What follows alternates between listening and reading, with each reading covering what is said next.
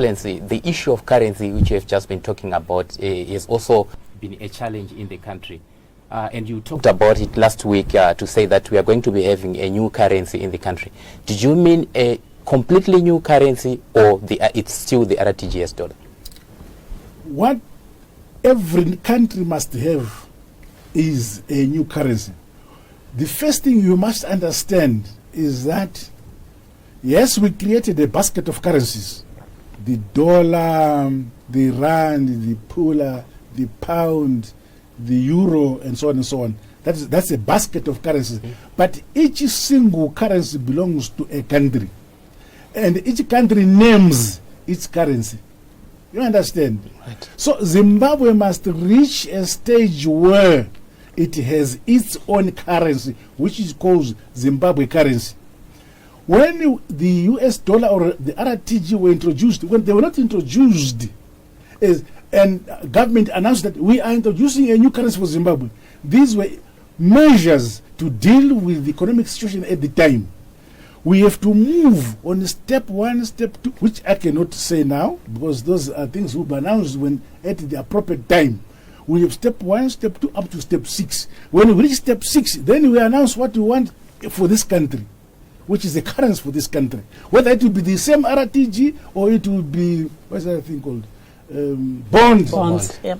It is at that time that you know what we are going to achieve. I will not announce now. No, it must be announced at the appropriate time when implementation is ready. At that stage, all the fundamentals which are necessary will be in place so that no one will be playing around with that currency, because then it will be only one currency which will be used in the country. If you have your own dollars in your socks or dollars in your pillow, you will not be able to go and buy bread, you will not be able to go and buy your tie, you will not be able to come and buy this mug with your US dollar, because we will have only designated that currency as the legal tender for this country.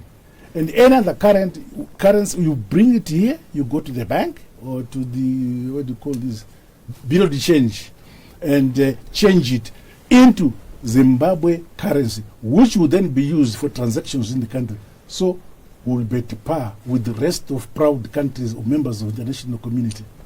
A question is coming through our WhatsApp platform, and he asks, can we really expect the new currency to work when we don't have production of exports? Now, what are the fundamentals which must be there? That is one of the things. It is it's important that this question is being asked. We cannot just introduce currency when we have not yet created an economic environment where it can be sustained. And to do so, production must be there. Corruption must be eliminated. The mindset of our people must believe in themselves as a people. So when all those things are in place, that's when we do it. That's when we introduce the currency. So there will be no need of other people saying, oh, well, look, I think I'm better with a rand. I think I'm better with a pula. No. As long as you are in Zimbabwe, you'll be better with your own Zimbabwe currency in the country, not of other countries. Another question that is coming through, Your Excellency, is to say, in the meantime, since the US dollar is being a challenge, why don't we join the Rand Monetary Fund? I should educate you, and one of us, just let me give them a bit of education. In 2008, 2008, yes, in December, the former administration, which I was in myself, created a committee of 5 people, and I was one of the 5, to say our currency had collapsed in 2008. So in December we sat down, because if to go and buy a loaf of bread, you needed 2 billion Zimbabwe dollars. So everybody was a billionaire. I think some had become zillionaires at that time. So we decided, no, we must do something about it. And then we said, let us approach South Africa so that we adopt the rand as our domestic currency in Zimbabwe.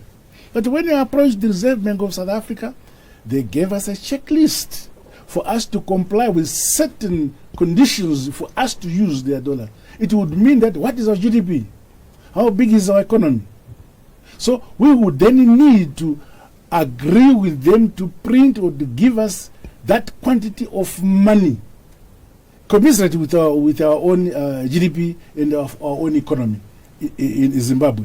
But some of those conditions we were led to achieve that were not acceptable. The same with other countries when we approached them. But we then decided, fortunately we were lawyers, we decided that there was no need in terms of the law to actually have those agreements. All what is necessary is us in Zimbabwe create a legal framework to make those currencies, a particular currency which we put in a basket, legal tender in Zimbabwe.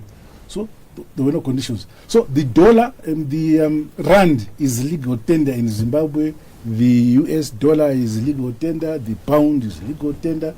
The pula is legal tender.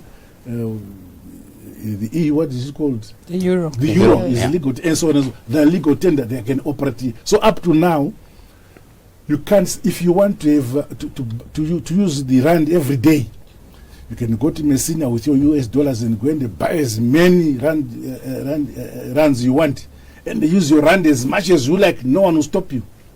If you want to pay your workers in rands, go and collect your rands and pay them in rand. The law is there, so there's no need at all to talk about let us do this, let us do that. You see, but if you want to designate South African rand as a Zimbabwe rand, there are conditions that must be followed at law.